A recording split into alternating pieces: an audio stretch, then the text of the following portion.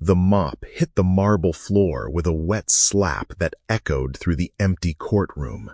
Jack wiped the sweat from his forehead, his janitor's uniform already soaked from 3 hours of scrubbing. Tomorrow, this same room would be packed with lawyers in $1,000 suits arguing cases that could change lives forever.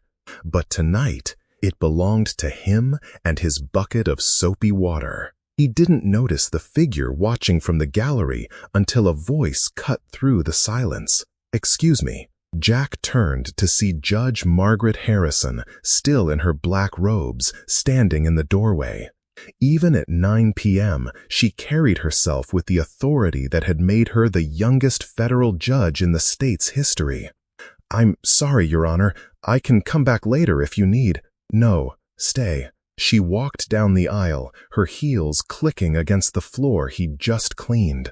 "I wanted to thank you." Jack blinked. In 5 years of cleaning this courthouse, no judge had ever spoken to him beyond a polite nod. "Thank me?" Judge Harrison stopped at the defendant's table, running her fingers along the polished wood. "This morning's case, the custody hearing. You were cleaning the windows when the little girl was crying in the hallway." Jack's chest tightened. He remembered. A 7-year-old with pigtails, sobbing while her parents screamed at each other through their lawyers. He'd knelt down, pulled a crumpled tissue from his pocket, and whispered something that made her stop crying. "I saw what you did," the judge continued. "How you calmed her down, how you stayed with her until the social worker came. Anyone would have done the same."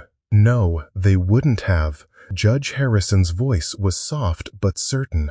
"Most people would have kept walking.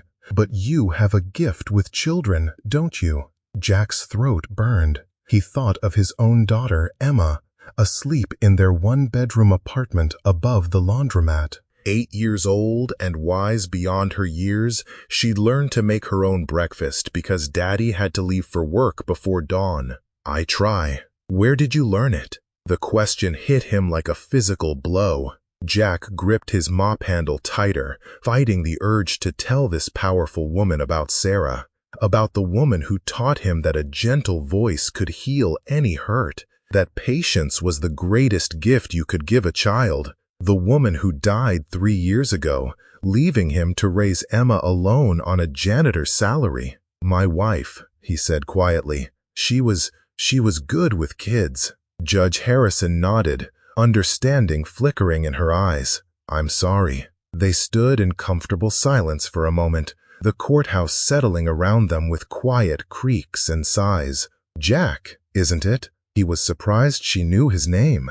"Yes, ma'am. I have a proposition for you. But first, tell me something. What did you say to that little girl today?" Jack hesitated. The memory was sharp and painful.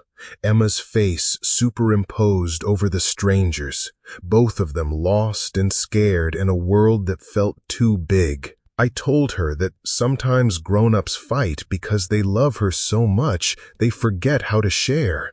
I told her it wasn't her fault, and that no matter what happened, somebody would always take care of her." "And she believed you?" Kids know when you're telling the truth.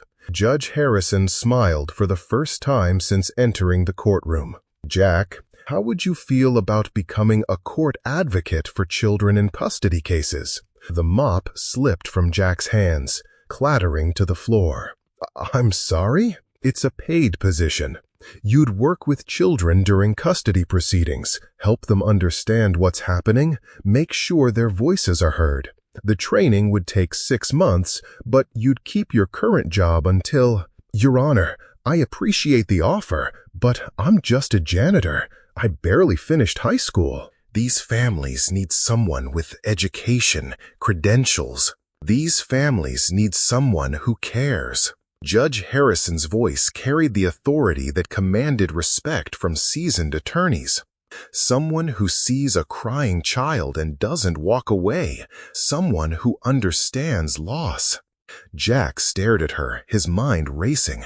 The extra income would mean Emma could have her own room, maybe even take those piano lessons she'd been asking about for months. I don't know the first thing about the legal system. You know the most important thing.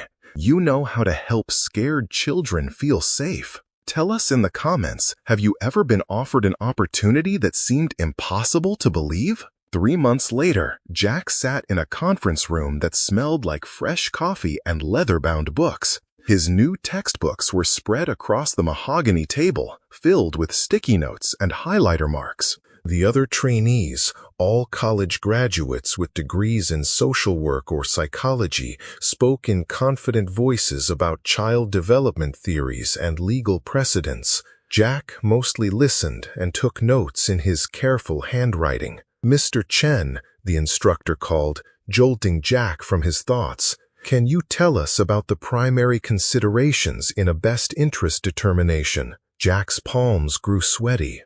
Around the table, his classmates sat back in their chairs, waiting, some with barely concealed smirks.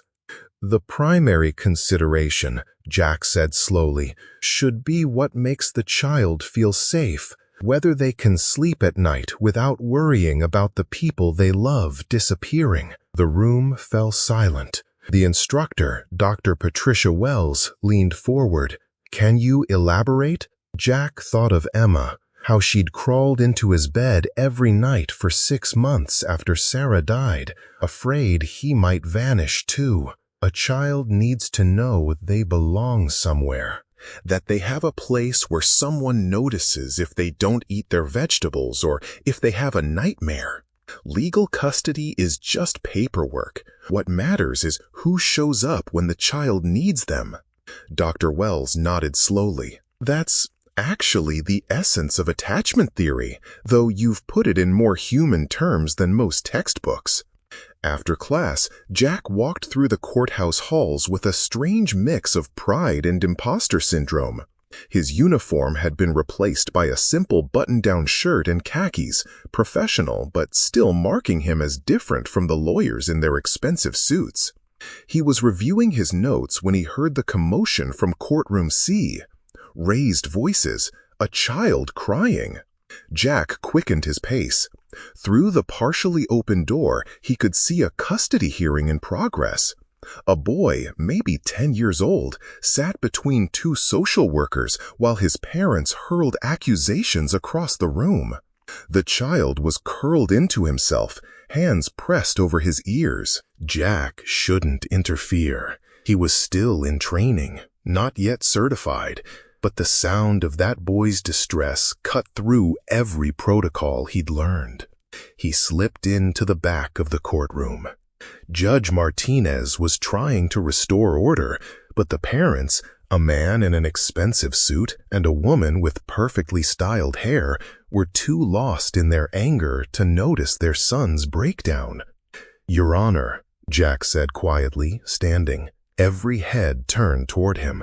Judge Martinez frowned. Yes? Permission to speak with the child. The father's lawyer shot to his feet. Objection! Who is this person? Court advocate trainee. Jack said simply, the boy needs help. Judge Martinez looked at the sobbing child, then at Jack. Something in the janitor-turned-advocate's steady gaze made her nod. Proceed.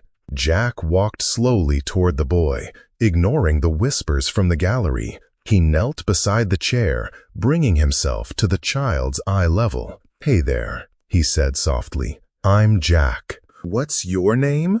The boy peeked through his fingers. Michael. Michael, that's a strong name. You know what, Michael? All these grown-ups are talking so loud because they care about you so much they've forgotten how to use their inside voices. A tiny smile flickered across Michael's tear-stained face. They sound angry. They sound scared, Jack corrected gently. Sometimes when adults get scared about losing someone they love, they forget how to be kind to each other. But they're not angry at you. How do you know? Jack glanced at the parents, both now watching silently. The mother had tears in her eyes. Because look at them now. They've both stopped talking. They're both looking at you.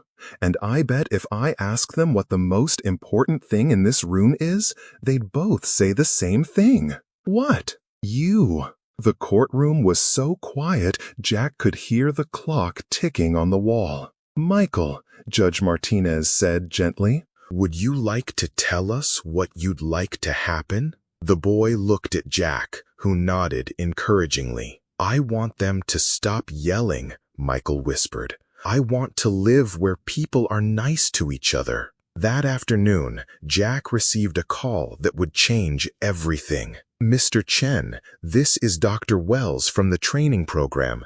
Judge Martinez called me about what happened in her courtroom today." Jack's stomach dropped. He'd overstepped, violated protocols. They were going to kick him out of the program. "Dr. Wells, I know I shouldn't have. She wants to fast-track your certification." Jack nearly dropped the phone. "What?" "She's never seen a child respond to an advocate like that. She wants you certified and assigned to her courtroom within the month."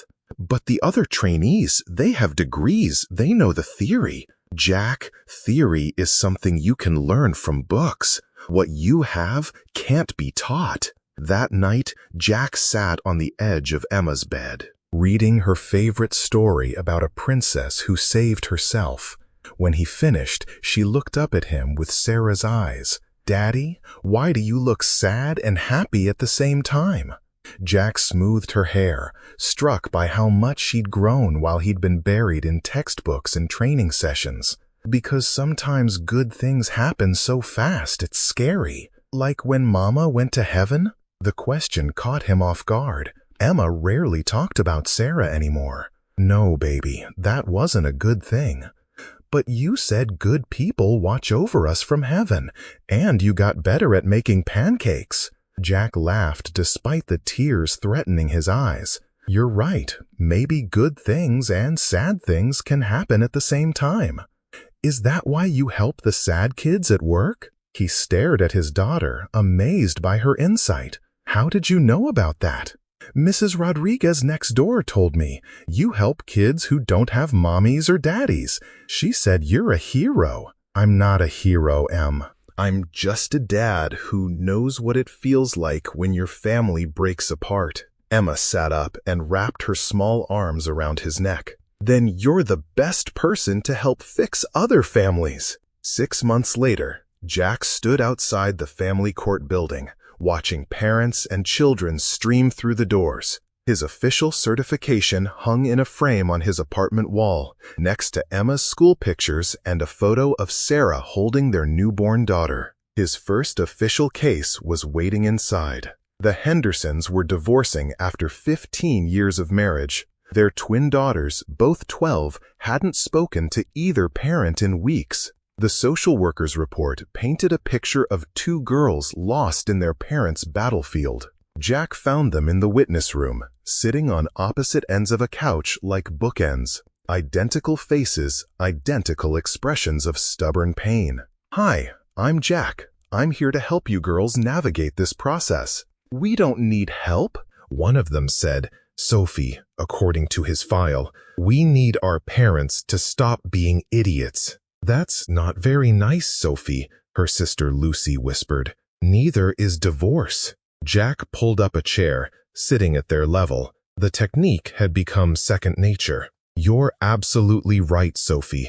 Divorce isn't nice. It's one of the hardest things a family can go through." Sophie's tough facade cracked slightly. "Then why are they doing it?" "I don't know. That's between them. But I do know they both love you more than anything in the world, and they're both scared about how this will affect you." "If they loved us, they'd stay together," Lucy said quietly. Jack's chest tightened. He'd heard Emma say the same thing about Sarah's death. Why did Mama leave if she loved us? "Lucy, can I tell you something? Sometimes people can love you with their whole heart and still not be able to give you what you want. That doesn't make the love smaller." "Our friend Jessica's parents got divorced," Sophie said. "She only sees her dad on weekends now, and he always acts weird, like he's trying too hard to be fun." "What would you want your dad to act like?" "Like my dad." The simplicity of it broke Jack's heart. "Have you told him that?" "He won't listen. All they do is fight about money and who gets what nights and who forgot to pick us up from soccer practice. Jack nodded. So they're focused on the paperwork instead of the important stuff. What's the important stuff? Lucy asked. You, making sure you feel safe and loved and heard. Share in the comments if you've ever felt caught in the middle of adult problems as a child. Over the next 2 hours, Jack learned that Sophie wanted to live with their mother because she felt responsible for taking care of her. Lucy wanted to live with their father because she thought he was lonelier. Both girls were sacrificing their own needs to protect the adults who should have been protecting them. When the hearing resumed, Judge Martinez called Jack to present his findings. Your Honor, I've spoken with both children extensively. They've asked me to convey several things to the court and to their parents. Mr. and Mrs. Henderson sat forward in their chairs. First, they want both parents to know that they don't blame anyone for the divorce. They understand that sometimes adults can't fix their problems. Mrs. Henderson wiped her eyes. Second, they're not interested in choosing sides. They want both parents in their lives, but they want to stop feeling like they have to take care of the adults' feelings. Mr. Henderson looked confused. What does that mean?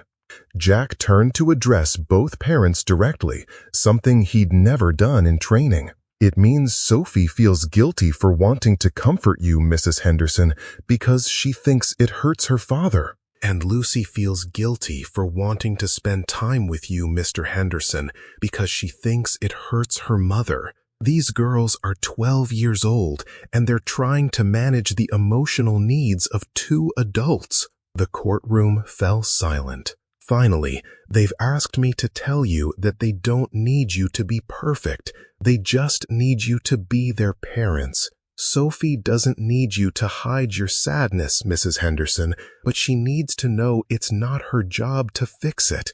Lucy doesn't need you to be fun dad, Mr. Henderson. She needs you to help her with homework and remember her favorite cereal. Judge Martinez looked at the parents, then at Jack. Mr. Chen, in your professional opinion, what custody arrangement would best serve these children's interests? Jack took a breath. This was the moment his training had prepared him for, but no textbook had covered the weight of potentially altering the lives of 2 little girls who just wanted their parents to act like parents. Joint custody, Your Honor. Equal time, flexible scheduling, but with mandatory family counseling, not just for the parents, but for all 4 family members. And I'd like to recommend a 6-month review to assess how the children are adjusting. Any objections from counsel? Both lawyers looked at their clients, who were staring at their daughters as if seeing them for the first time in months. No objections, Your Honor. After the hearing, Mr. Henderson approached Jack in the hallway. Mr. Chen, I don't understand. Every other professional we've dealt with wanted to know which parent was better. Why didn't you ask us to prove ourselves? Jack thought of Emma, sleeping peacefully because she knew he'd be there when she woke up. He thought of Sarah, who'd trusted him to raise their daughter even when he felt completely unprepared. Because the girls already know you're both good parents. They just need you to remember it too. 6 months later, Jack received a letter at his office. It was written in careful 12-year-old handwriting. Dear Mr. Chen, Sophie and I wanted to thank you for helping our family. Our parents still live in different houses, but they came to our school play together and sat in the same row. Dad didn't try to be weird and fun, and Mom didn't cry during the whole thing. We think they're remembering how to be our parents again. Love, Lucy and Sophie Henderson. P.S. Sophie wants to be a court advocate when she grows up because of you. Jack folded the letter carefully and put it in his desk drawer next to Emma's latest report card and a photo from their weekend trip to the zoo, their first real vacation since Sarah died. That afternoon, he was reviewing case files when his secretary knocked on his door. Jack, there's someone here to see you. She says it's important. Judge Harrison stood in his doorway, no longer wearing robes, but still carrying that unmistakable authority. Your Honor, This is a surprise. I'm not a judge anymore, Jack. I took a position with the State Attorney General's office, Child Advocacy Division. Jack gestured to the chair across from his desk. Congratulations. That sounds like a perfect fit. That's what I came to talk to you about. We're launching a new program, a statewide initiative to train court advocates like you, people who understand children because they've lived through their own losses. Jack's pulse quickened. What kind of program? We want you to head it up, train others, develop curriculum, testify before the legislature about funding. It would mean traveling, speaking at conferences, becoming the face of this initiative. The offer was everything Jack had never dared to dream: recognition, respect, the chance to help children across the entire state. I'm honored, but I can't leave Emma. She's only 8, and she's already lost one parent. The position is based here. You'd travel maybe 1 week a month. And Jack, the salary would be triple what you're making now. Triple. Emma could have her own room, piano lessons, college savings, everything Sarah had wanted for her. Can I think about it? Of course. But Jack, there's something else you should know. The program already has a name, the Sarah Chen Initiative for Child Advocacy. Jack's breath caught. How did you know her name? Judge Harrison smiled gently. I looked into your background after that first night in the courthouse. I know what you lost, and I know how you've turned that loss into a gift for other families. Your wife would be proud. That evening, Jack sat on his fire escape, watching Emma play in the courtyard below.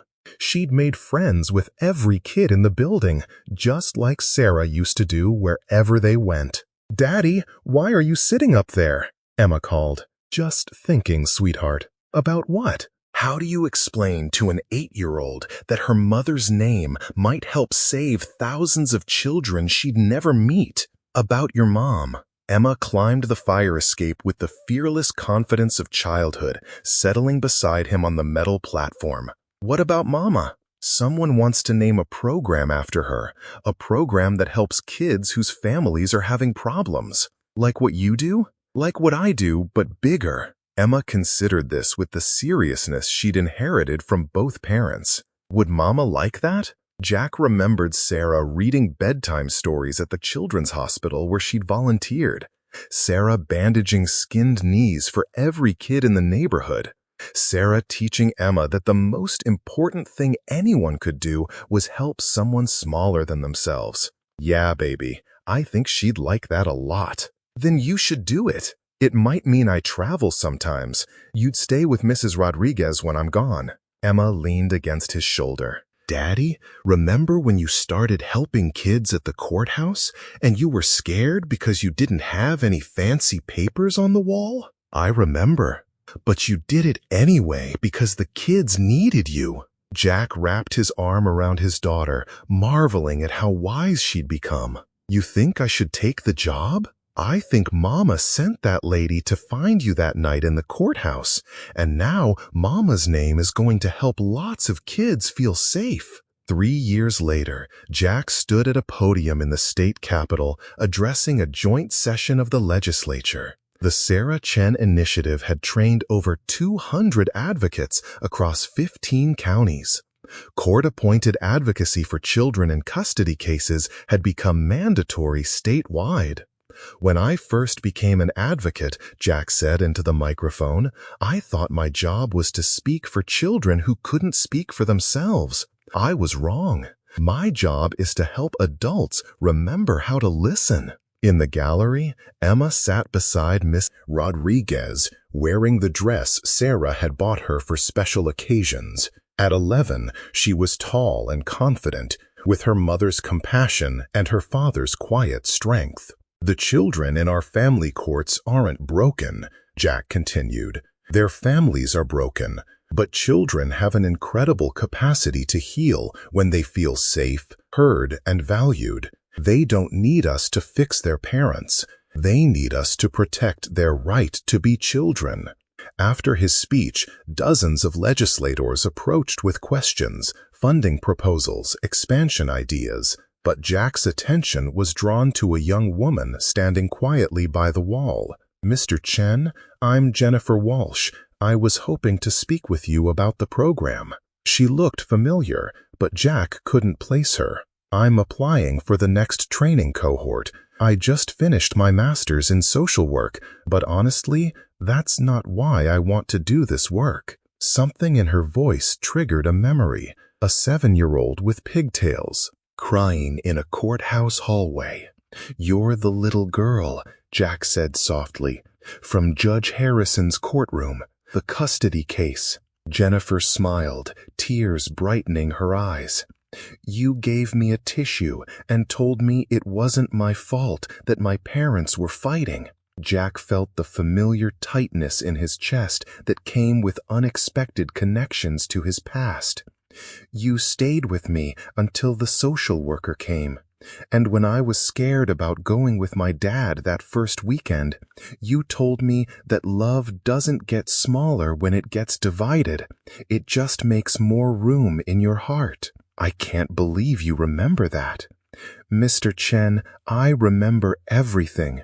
How you knew exactly what to say to make me feel safe. How you treated me like I mattered in a room full of adults fighting about me like I wasn't even there." Jennifer pulled an envelope from her purse. "I wrote you a letter every year on the anniversary of my parents' divorce. I never sent them, but I kept them. Because you showed me that even when families break apart, there are still people who care about kids." Jack's hands shook as he accepted the envelope. "You helped me understand that my parents' divorce wasn't about me not being worth staying together for. It was about them needing to learn how to be better people so they could be better parents. How are they now? Remarried to other people. But they both came to my graduation last month and they sat together. They've learned how to put me first. Would you have remembered a small act of kindness after all these years? Share in the comments what moment changed your perspective on helping others." That night, Jack sat in his home office, a real office now, in the house he'd been able to buy with his promotion, reading Jennifer's letters. Each one documented her journey through adolescence, college, graduate school. Each one mentioned the courthouse janitor who'd changed her understanding of what it meant to be protected. Emma appeared in the doorway, homework in hand. "Dad, I need help with my history essay. It's about people who made a difference." "Who are you writing about?" "You." Jack looked up, surprised. There are presidents and civil rights leaders, and my teacher said we could write about anyone who changed the world. You changed the world for kids like Jennifer, and like me. How did I change the world for you?" Emma settled into the chair across from his desk, looking remarkably like Sarah when she was thinking through something important. "Remember when I was little and I was scared you might die like Mama did?" Jack nodded. Those had been the hardest months, watching Emma process grief while battling his own. "You could have stayed sad forever. You could have just been my dad, and that would have been enough. But you saw other kids who were scared like I was, and you decided to help them too. That taught me that when bad things happen, you can choose to make good things happen too." Jack's eyes burned with pride and love. "So, for my essay, I'm writing about how one janitor in one courthouse learned to speak up for kids who felt invisible, and how that turned into a whole program that helps thousands of kids feel safe. What's your thesis statement?" Emma grinned, clearly proud of her academic vocabulary. "Heroes don't wear capes. They carry mops and tissues and know exactly what to say when a kid is crying." The next morning, Jack stood in the courthouse where it all began. The marble floors gleamed under the fluorescent lights, maintained by a new generation of custodial staff. But the building felt different now, warmer, more aware of the children who passed through its halls. Judge Martinez approached him in the lobby. Jack, perfect timing. I wanted to talk to you about the Morrison case. They walked toward her courtroom, passing families waiting in the corridors. Jack noticed how many of them no longer looked completely lost. The trained advocates made a difference. What about the Morrison case? 3 kids, ages 6 to 14. Parents are fighting over custody, but there's something else. The youngest child has been acting out in school, and neither parent seems to understand what's happening. They stopped outside courtroom C, where Jack had first intervened years ago. The child specifically asked for you. How does a 6-year-old know to ask for a specific advocate? Judge Martinez smiled. Her name is Chloe Morrison. Her older sister Jennifer goes to Emma's school. Apparently, Emma told Jennifer about what her dad does, and Jennifer told her family. Jack felt the familiar weight of responsibility settling on his shoulders. Another scared child, another chance to make a difference. When do I meet her? Now, if you're ready. Inside the courtroom, a tiny girl with dark curls sat between 2 adults who were clearly trying not to argue in front of her. She looked up when Jack entered, and he saw the same expression he'd recognized in dozens of children, fear masquerading as defiance. "Are you the man who helps kids when their grown-ups are being confusing?" Chloe asked. Jack knelt beside her chair, bringing himself to her eye level, a technique that had become his signature. "I try to help kids understand what's happening and make sure they feel safe. What's confusing you, Chloe? Everyone keeps asking me who I want to live with, but I don't understand why I have to choose. In my friend Emma's class, they learned about butterflies, and the teacher said baby butterflies need different things than grown-up butterflies, but they're still the same butterfly." Jack glanced at the parents, both now listening intently. "That's a very smart observation. What do you think that means for your family?" "I think maybe Mama and Daddy need different things now than when they were married, but they're still my Mama and Daddy, and I'm still their little girl, even if I live in 2 houses." From across the courtroom, both parents were staring at their 6-year-old daughter as if she'd just solved the most complex legal puzzle they'd encountered. "Chloe, what would you need to feel safe living in 2 houses?" "I need my stuffed elephant to come with me everywhere. And I need both houses to have the same bedtime story. And I need Mama and Daddy to both know that I don't like carrots, but I do like carrots if they're cut like flowers." Jack suppressed a smile. "Those sound like very reasonable needs. What else?" "I need them to stop asking me if the other house is better, because it's not better or worse. It's just different." That afternoon, Jack sat in his car outside Emma's school, waiting for pickup time. His phone rang. Dr. Wells from the training program. "Jack, I just got a call from the Morrison parents. They wanted me to know that their daughter's session with you completely changed how they're approaching their divorce. She's a remarkable kid, very wise. They said you helped them realize they were asking her to choose between them instead of asking what she needed to feel loved by both of them." Jack watched children streaming out of the school building, backpacks bouncing, voices raised in excitement about weekend plans. "Dr. Wells, can I ask you something?" "Of course." "Do you ever worry that we're just putting bandages on broken families instead of preventing the breaks in the first place?" There was a long pause before Dr. Wells answered. "Jack, in 5 years of running this program, you've personally worked with over 300 families. How many of those children do you think are better off because you intervened?" "I hope all of them. I know all of them, because I get the follow-up reports. 97% of the families you've worked with have maintained stable custody arrangements. 84% report improved communication between parents. And do you know what's even more remarkable?" Jack saw Emma emerge from the building, scanning the pickup line for his car. "What? 63% of those families have told us that working with you helped them remember how to put their children first. Some of them have even reconciled. Emma spotted his car and ran over, her backpack flying behind her. What? Dr. Wells, I have to go. Emma's here. Jack, one more thing. The Attorney General's office called. They want to expand the Sarah Chen initiative nationally. They want you to testify before Congress. Jack's breath caught as Emma climbed into the passenger seat, chattering about her day.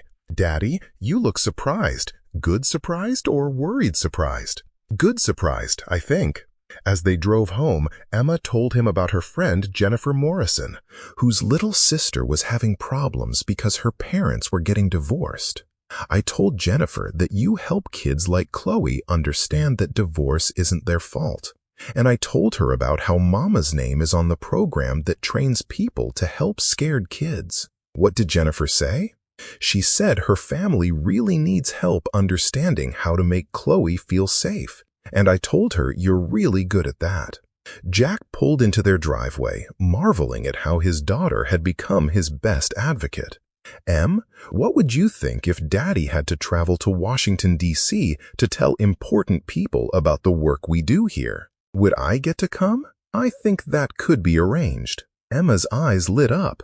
Would I get to see where laws are made? You would. Then I think it's important, because if more places have programs like Mama's program, then more kids like Chloe will have someone to help them when their families are confusing. That evening, Jack stood on his back porch, watching Emma practice piano through the window.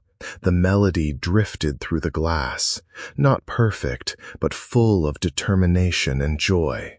Everything Sarah had hoped their daughter would become. His phone buzzed with a text from Judge Harrison. Jack, I hope you'll consider the congressional testimony. The country needs to hear about the Sarah Chen initiative.